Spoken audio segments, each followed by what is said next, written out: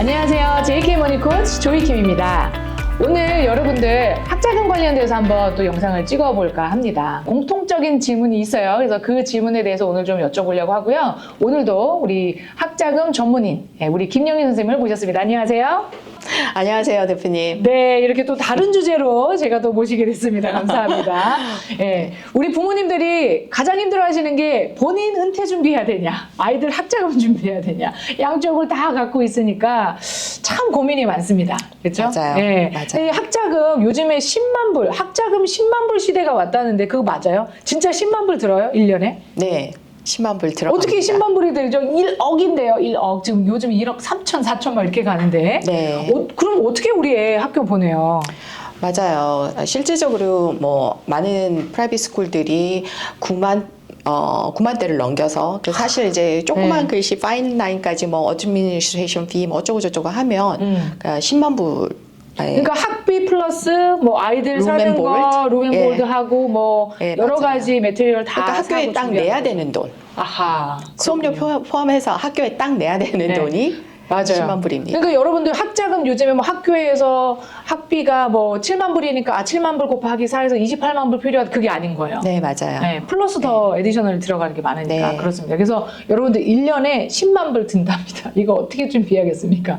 언제부터 어떻게 준비해야 되는지 좀 알려주세요. 저는 사실 지금 8살 아이가 있는데 지금부터 해야 되는 건지 네. 아니면 처녀 때서 써야 되는 건지 애들 한 중학교 정도 되면 생각을 해야 되는 건지 우리 이상문이 여기 앞에 있지만 네, 준비 잘 해놓으셨는지 모르겠습니다. 와이프한테 맡기는 와이프한테 맡기는 정말 저렇게 마음 편한 언제부터 준비해야 되나요? 방금 대표님 말씀하신 대로 내가 가정을 꾸려서 아이를 낳을 계획이 있다면 처녀 때부터 하면 좋죠. 학생 때부터. 네. 예. 하지만은 아이가 태어나고 사실 2주만 지나도 플랜은 시작할 수 있어요. 정말 팝사를 언제부터 준비해야 되나요? 예, CSS 프로파일은 언제부터 써서 그러니까 정보들이 들어가기 때문에 이때부터는 해야 되나요? 하고 질문을 많이 하시는데 그거는 아이가 SAT, ACT 준비를 하고 그리고 아이가 보통 9학년 때부터 그 성적 레코드가 다 들어가요. 그러면 그때 아이는 공부를 하고 부모님은 부모님의 숙제를 하셔야 돼요. 그게 팝사 준비하고 저기 CSS 프로파일 준비해요. 네. 아직도 우리 부모님들이 조금은 헷갈리고 정리를 하시면 좋을 게 세금 보고가 들어가잖아요. 그럼 그 세금 보고가 대체 애가 10학년 때냐 9학년 때냐 또 10학년이 가을도 10학년이고 또 봄도 10학년이니까 해가 다르잖아요. 어떻게 계산을 해야 좋을까요? 언제적 세금 보고가 아이들 팝사에 들어가는지.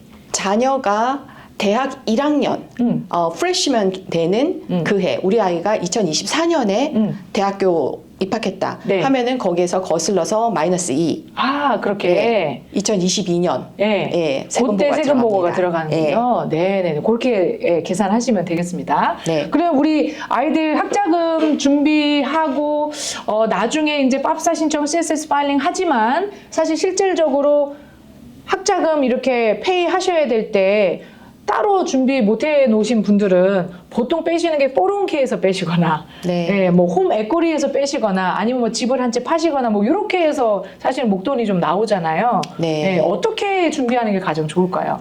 네, 맞아요. 근데 일단은 401k에 대해서 말씀하시면 제 주변에도 저랑 굉장히 친한 친구가 그렇게 해서 401k 준비가 안 되는 경우를 많이 보고 있는데 401k는 여러분들께서도 알고 계시지만 이건 조인트 어카운트이에요. IRS가 지분을 가지고 있어요. 그래서 그게 본인 거가 아니라는 거를 항상 기억하셔야 되고요. 이 말씀은 이제 우리가 세금을 내야 되는 돈이다. 그렇죠. 꺼냈을 때. 예. 예. 그래서 그 다음에 인컴으로 잡혀서 세금을 내셔야 되는 경우가 많고 그러네요. 그리고 어쨌든 내 리타이먼트, 내 노후를 흔드는 거는 연방 정부의 계산법하고 맞지가 않아요. 그래서 그거는 정말 추천드리지 않는 방법이고요. 또 두 번째 그 집에 에꼬리가 쌓여 있어서 네. 집에서 돈을 빼겠다 혹은 인베스트먼트 프로퍼티가 있어서 내가 인베스트먼트 프로퍼티를 팔겠다. 팔아서 네. 하면 되지 하시는 분들 꽤 많이 뵀거든요. 특히 한국 분들 그거는 또 그 해의 인컴으로 잡힙니다. 예, 그래서 자녀가 받을 수 있는 장학금이라든지 그랜트라든지 이런 프리머니를 잃어버리시는 경우가 그런 불이익을 당하시는 경우가 많으세요. 그래서 이제 그런 것들도 사실 되게 좀 조심해서 네. 하셔야 되고. 그럼 선생님이 이 추천하시는 거는 나의 자산을 쓰는 것과 네. 론을 해서 론도 사실 이자가 나가잖아요. 그렇죠. 네. 학자금 론을 해서 그걸 쓰는 것과 두 가지에서 어떤 걸 더 추천하시나요? 저는 두 개 다 쓰시면 좋을 것 같아요. 두 개 다. 네. 예. 론도 받고 예. 내가 좀 모아놓은 것도 또 쓸 수도 있고. 예. 네. 그런데 이제 모아놓은 거를 쓰는 게 어디에서 모아놓은 거를 쓰느냐에 따라서 그렇겠죠. 예. 네. 그 다음에 인컴으로 잡혀서 세금까지 내셔야 되는 경우가 있고 미리 준비를 론을 그럼 다 할 거면 미리 준비 안 해도 되지 않냐 하고 생각하실 수 있는데 그거는 아니에요.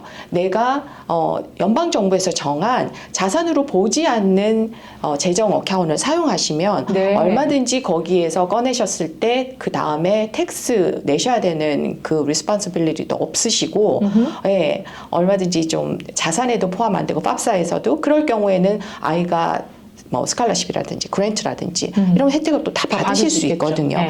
그것도 맥스마이즈 하시면 좋죠. 그럼 여기서 정리해 볼까요? 자산으로 들어가는 자산으로, 그러니까 팝사에서 자산으로 치는 자산은 뭘까요?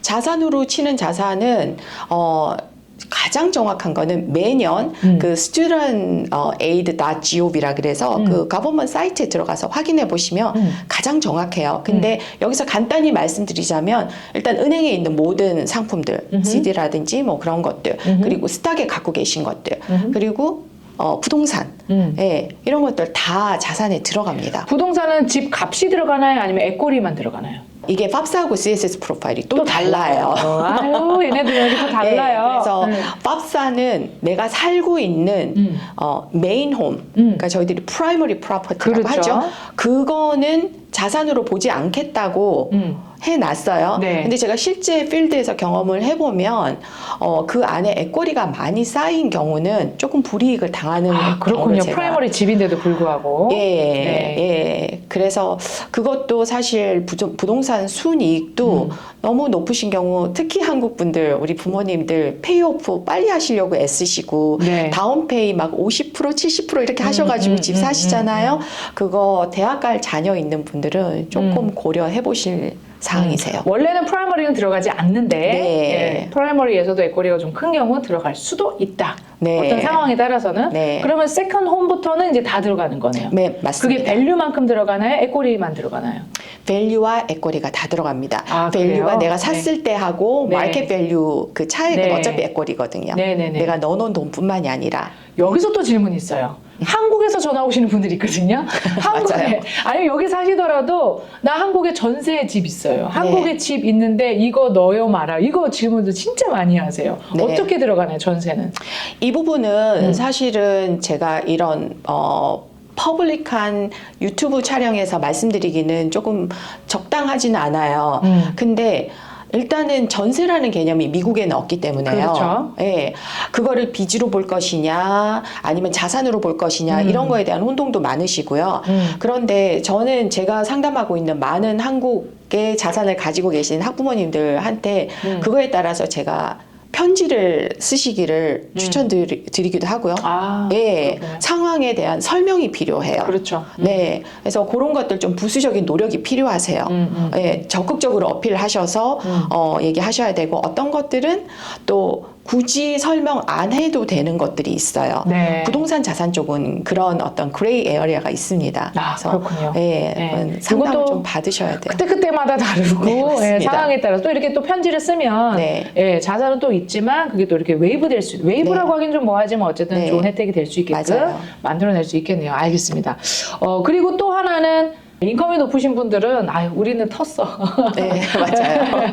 우리는 장학금 못 받아. 왜냐면 미국은 자산에 따라서 인컴에 따라서 장학금을 받기 때문에. 그래서 네. 그 연봉에 계신 분들은 아예 생각들을 안 하시고 계시는데 맞아요. 또 그런 분에 대해서 우리가 또 줄 수 있는 팁들이 좀 있을까요? 예, 그래도 맞아요. 필요하다? 그럼요. 어쨌든. 예. 진짜 그게 많이 안타까운 부분인데 예. 주변의 경험담을 들으시고 그대로 그냥 그 사람이 내가 믿는 사람이고 나랑 친한 사람이라서 그 경험담을 그냥 기준으로 하셔가지고 그냥 포기를 하시는 경우가 많으세요. 우리는 어차피 못 받을 거야. 그렇죠. 예. 네. 근데 실제 그런 분들도 제가 상담하고 이제 설득을 드려서 신청을 했을 때 장학금도 나오고요. 네. 네. 네. 그랜트가 나오고 안 나오고는 조금 다른 문제인 것 같아요. 장학금도 나오고 그리고 론도 굉장히 좋은 조건으로 받으시고 네네네. 네, 그 론에 대한 나중에 아이가 졸업하고 나서 여러 가지 정부 혜택을 또 그 페더럴 론일 때는 받으실 수 있는 것들이 꽤 많아요. 그래서 그런 거 적극적으로 활용하시면 굳이 본인의 401k나 평생 사실 노후를 위해서 준비해 놓으신 거잖아요. 네. 401k도 그렇고 부동산도 그렇고 그러니까 그거를 흔들어서 좀 본인의 어떤 자산에 데미지를 입히지 않고도 얼마든지 10만 불 시대지만 준비하실 수 있는 방법은 있습니다. 팝사는 가장 많이 받으면 어느 정도 받아요?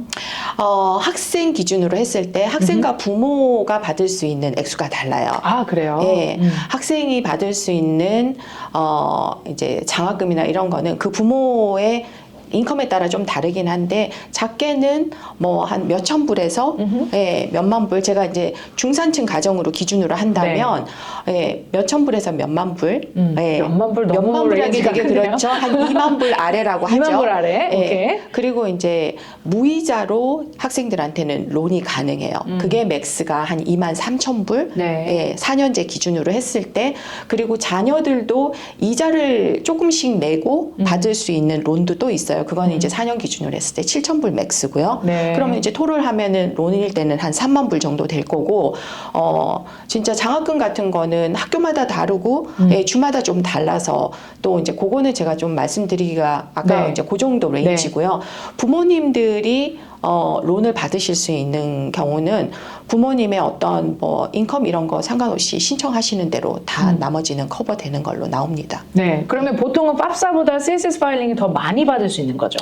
팝사 플러스 어디셔널이라고 보시면 돼요. CSS 프로파일은 왜냐하면 학교에서 주는 거기 때문에. 아, 네, 전 학교에서 더 많이 줄 거라고 생각을 했는데 더 많이 줍니다. 그렇죠? 네, 뭐 같이 해서 다 받으면 좋겠지만 어쨌든 팝사가 생각보다 좀 덜 나왔어요. 아니면 좀 적어요라고 말씀하신 분들 좀 있으셔서 맞아요. CSS 파일링 받는 그런 학교에 또 지원하시면 더 좋겠다는 생각이 드네요. 맞아요. 오케이. 네, 그럼 마지막 질문을 좀 한번 드리고 싶은데요. 많이 질문하시는 것 중에 하나가 제가 뭐 알라바마에 살고 있는데 조지아의 학교를 좀 보내고 싶어요. 언제 이사 가야 조지아 인스테이트로 혜택을 받나요? 뭐 이런 거 질문들 하시거든요. 그러니까 뭐 여러 주가 다 사실은 비슷할 것 같은데요. 인스테이트 혜택을 받으려면 적어도 이렇게 자격 조건을 만들어놔야 되는 혹시 이런 거 있을까요? 네, 자녀가 학교가 사실 결정되는 거는 좀 텍스 이어하고 다르게 결정이 되잖아요. 학교가 되는 거는 첫 상반기를 지나고 결정이 되니까 첫 해는 아무래도 세금 보고가 다른 주에서 이루어지기가 쉬워요. 하지만은 자녀가 입학을 할 때 같이 이주를 하시면 고해 1년에 아이들의 그 다음 거를 쓰는 그러니까 한 1년 정도 세금 보고가 그 스테이트에서 이루어지면 세컨 이어 팝사부터는 혜택을 받으실 수 있으세요. 그러면 1학년 때부터 받고자 한다라고 한다면 10월에 팝사 들어가니까 어느 정도를 살아야 되는 거죠? 1년 정도? 1년 정도. 네. 그러면 10월에 팝사 들어가면 그 전년도 10월까지는 이사가 돼서 1년을 살고 맞아요. 회계보고가 되고 그렇게 낼 수 있는 거고요. 전기세라든지 이런 거 내가 그 주에 비즈니스만 하면서 왔다 갔다 하는 게 아니라 여기 진짜로 거주를 하면서 여러 가지 세금을 내고 있다 한 거를 증명을 하시면 됩니다. 네. 이래서 제가 보니까 우리 학부모님들은 이사하는 거, 그 다음에 주식 파시는 거, 그쵸? 네, 맞아요. 그리고 집 파시는 거, 이런 게 아이들 팝사 신청하기 한 1, 2년 사이에는 굉장히 미리 좀 플랜이 좀 필요하실 거라는 생각이 듭니다. 맞죠? 맞아요. 그래서 여러분들 한 8학년, 9학년 정도쯤에는 이런 영상도 좀 많이 보셔야 되고 학자금 세미나도 좀 많이 다니셔야 될 것 같고 그렇죠? 맞아요. 전문인분들 좀 많이 만나셔서 미리 여러분들의 재정 관리, 리얼로케이션, 아이를 학자금 받게끔 잘 이렇게 학교 들어갈 수 있게끔 플랜을 해놓으시는 거 너무 중요한 것 같습니다. 맞습니다.